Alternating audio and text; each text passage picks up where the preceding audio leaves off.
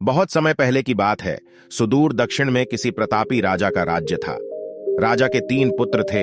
एक दिन राजा के मन में आया कि पुत्रों को कुछ ऐसी शिक्षा दी जाए कि समय आने पर वो राजकाज संभाल सकें। इसी विचार के साथ राजा ने सभी पुत्रों को दरबार में बुलाया और बोला, पुत्रों, हमारे राज्य में नाशपति का कोई वृक्ष नहीं है। मैं चाहता हूं तुम सब 4-4 महीने के अंतराल पर इस वृक्ष की तलाश में जाओ और पता लगाओ कि वो कैसा होता है। राजा की आज्ञा पाकर तीनों पुत्र बारी बारी से गए और वापस लौट आए। सभी पुत्रों के लौट आने पर राजा ने पुनः सभी को दरबार में बुलाया और उस पेड़ के बारे में बताने को कहा।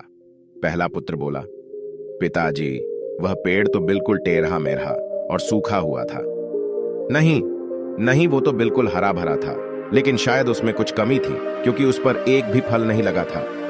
दूसरे पुत्र ने पहले को बीच में ही रोकते हुए कहा। फिर तीसरा पुत्र बोला, भैया, लगता है आप भी कोई गलत पेड़ देखा है, क्योंकि मैंने सचमुच नाशपति का पेड़ देखा।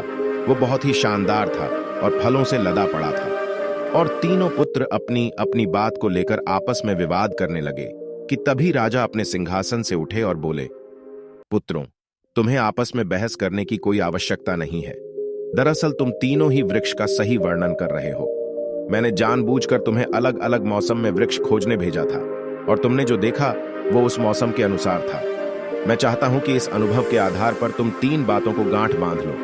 पहली, किसी चीज के बारे में सही और पूर्ण जानकारी चाहिए तो तुम्हें उसे लंबे समय तक देखना परखना चाहिए, फिर चाहे वो कोई विषय हो, वस्तु हो या फिर कोई व्यक्ति ही क्यों ना हो। दूसरी, हर मौसम एक सा नहीं होता।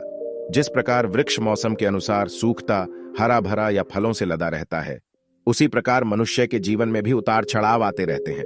अतः अगर तुम कभी भी बुरे दौर से गुजर रहे हो तो अपनी हिम्मत और धैर्य बनाए रखो, समय अवश्य बदलता है।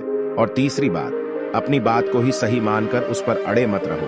अपना दिमाग खोलो और दूसरों के विचारों को भी जानो।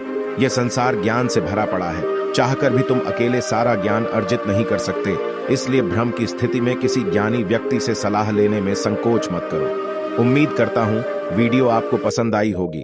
यदि इस कहानी से कुछ नया सीखने को मिला हो तो प्लीज वीडियो को लाइक कर चैनल को सब्सक्राइब कर लें, जिससे हर रोज मेरे मोटिवेशनल वीडियो आपको मिलते रहे।